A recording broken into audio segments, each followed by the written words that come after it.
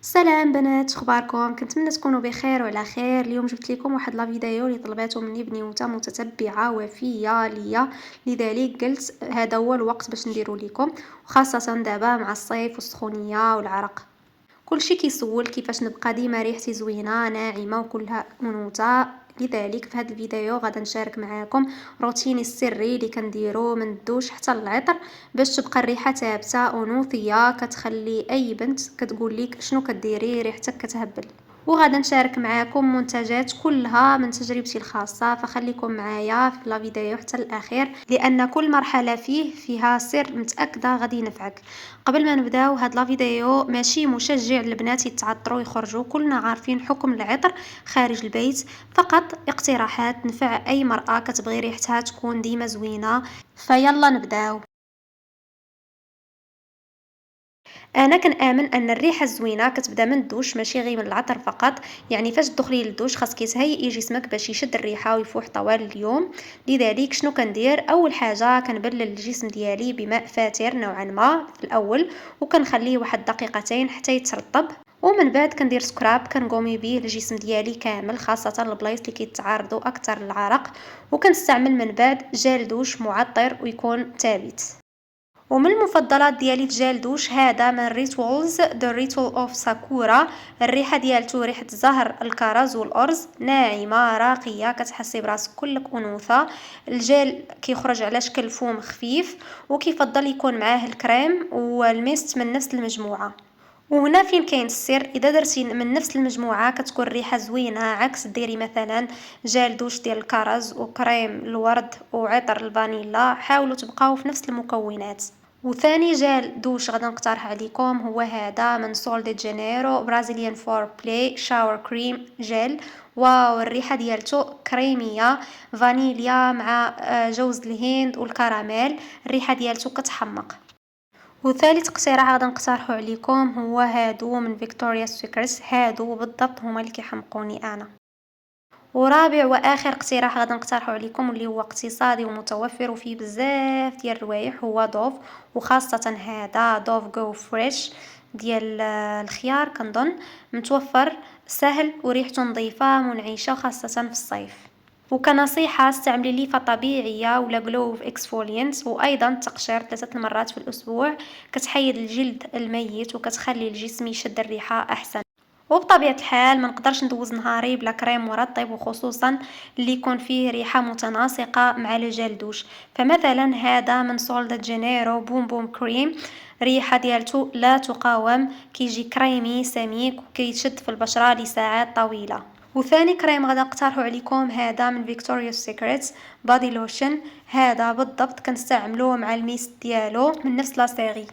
وثالث اقتراح غادا نقترحو عليكم هذا من ريتوالز كارما، كريمي راقي كيفتح النفس، ولا هذا ايورفيدا كريم.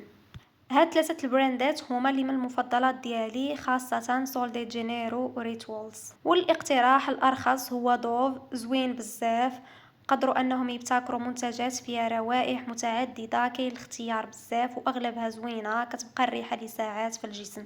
وكنصيحة استعمل الكريم مباشرة بعد الخروج من الحمام، يكون الجسم يلا تنشف مازال رطب، باش تحبسي الريحة والترطيب مع الجزيئات ديال الماء كيتضاعف التركيز ديالو. وركزي على المناطق الجافة، الركبة الكوع القدمين الى اخره.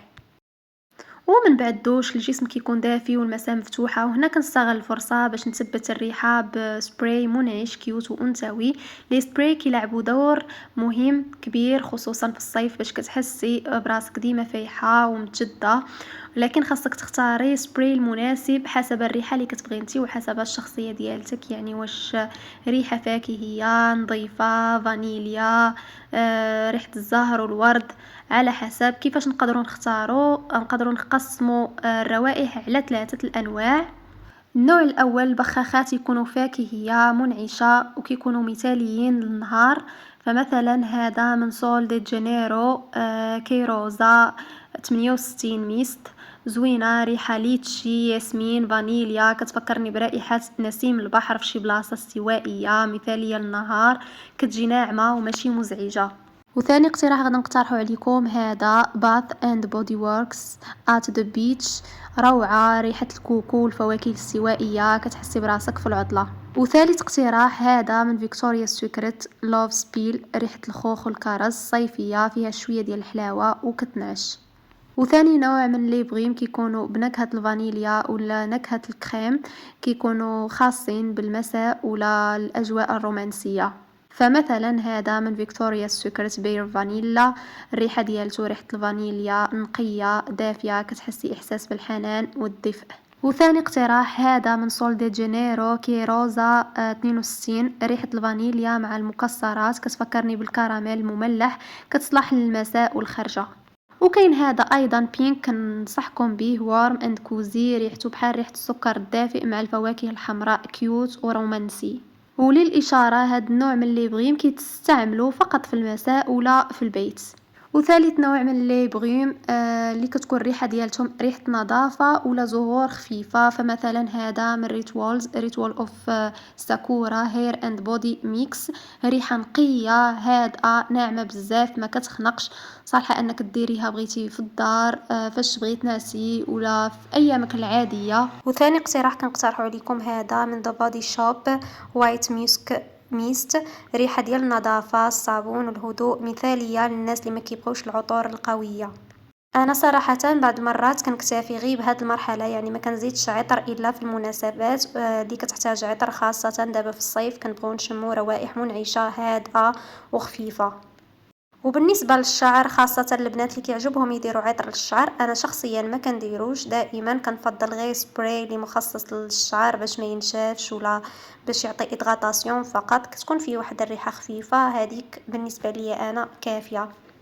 فمثلا هذا كيسو هير بيرفيوم، ريحته طبيعيه فيها العسل، كتخلي الشعر ناعم وريحته كتحمق. وكاقتراح ثاني كاين هذا من كيراستاس كرونولوجيست هير ميست، فخم ورائع وخفيف، كيعطي ترطيب كافي للشعر، كيخلي ريحة زوينة بزاف، والملمس ديالو ماشي تقيل بزاف.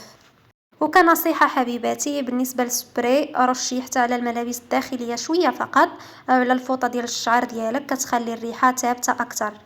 وندوزو دابا المخمريه اللي كنعتبر انا سلاح انثوي خفي. المخمريه مهمه بزاف وخصوصا المناسبات، واذا بغيتي تبقى ريحتك فواحه وكلها انوثه، كنصح بها المقبلات على الزواج ولا المتزوجات، ريحتها زوينه بزاف، خاصه هادوك ديال ابراهيم القرشي، واو تحفه كيحمقوا.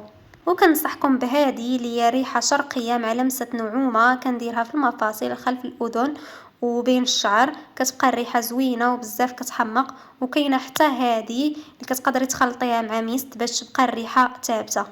اخر لمسه باش تكتمل هذيك الريحه الانثويه هي العطر. في الصيف محتاج عطور يكونوا خفيفه منعشه، ما كتخنقش ولكن كتبقى ريحتها انيقه.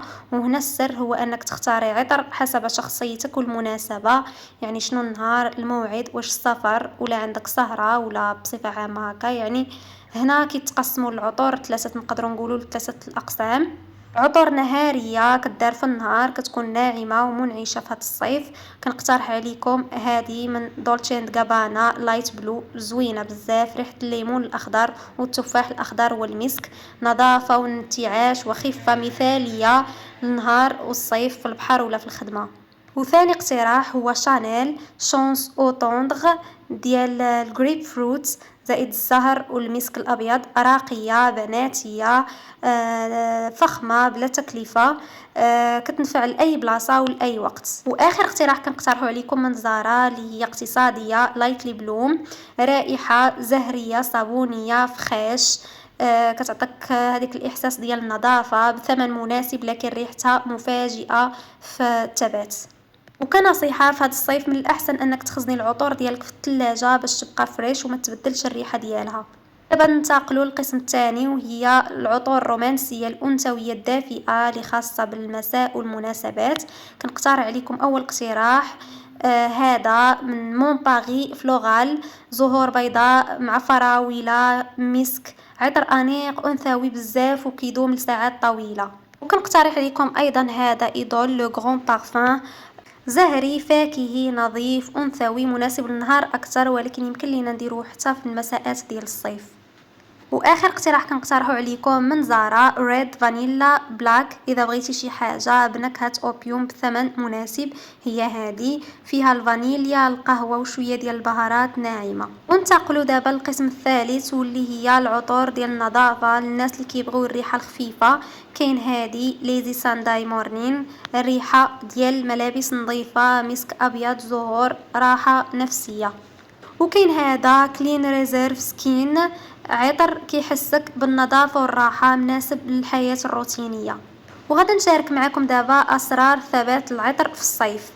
اول حاجه خاصك ترشي العطر على نقاط النبض، على العنق، المعصم، خلف الركبه. وثاني حاجه باش تبقى فيك رويحه زوينه لمده طويله خاصك ضروري ما ترطبي الجسم ديالك باش تبقى الريحه. الا كانت البشره ديالتك جافه راه الريحه دغيا كتمشي، يعني ما كتبقاش ثابته. فنصيحه اخرى ما ترشيش العطر فوق الملابس مباشره، خصوصا اذا كانت من الحرير ولا اللون ديالها ابيض.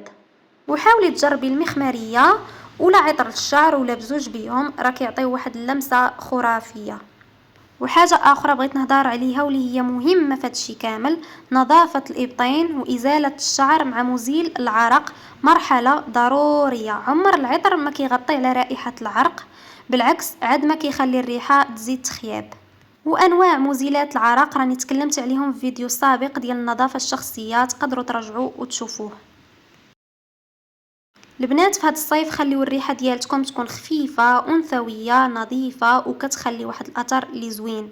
ماشي ضروري تكوني لابسه ماركات ولا حاطه مايكاب ثقيل، احيانا غير ريحه منعشه ثابته كافيه باش تحسي براسك انيقه ومرتاحه. خطوات بسيطه كيخليو ريحتك زوينه وكتدوم لمده طويله. دوش زوين، كريم ناعم، سبراي إلا بغيتيه، عطر صيفي، وخلي خطواتك تسبقك بريحة كتعبر على الأنوثة ديالك. وما تنساوش تقولوا لي في التعليقات شنو العطر المفضل عندكم في الصيف باش نشوف كل بنيته كيف دايره شخصيتها، حقاش العطر راه كيعبر على شخصيه كل وحده فينا. واذا كانوا عندكم دي زاستوس اخرى كتستعملوها نتوما باش تبقى الريحه زوينه شاركوها معنا باش تعم الفائده. واذا عجبتكم لا فيديو ما تنساوش ديروا لي لايك، الاشتراك وتفعيل الجرس باش يوصلكم كل جديد عطري وانثوي. ونشوفكم في فيديو جديده بمواضيع اكثر انتعاش وانوثه، وبقاو ديما زوينات من الريحه حتى الابتسامه. باي باي.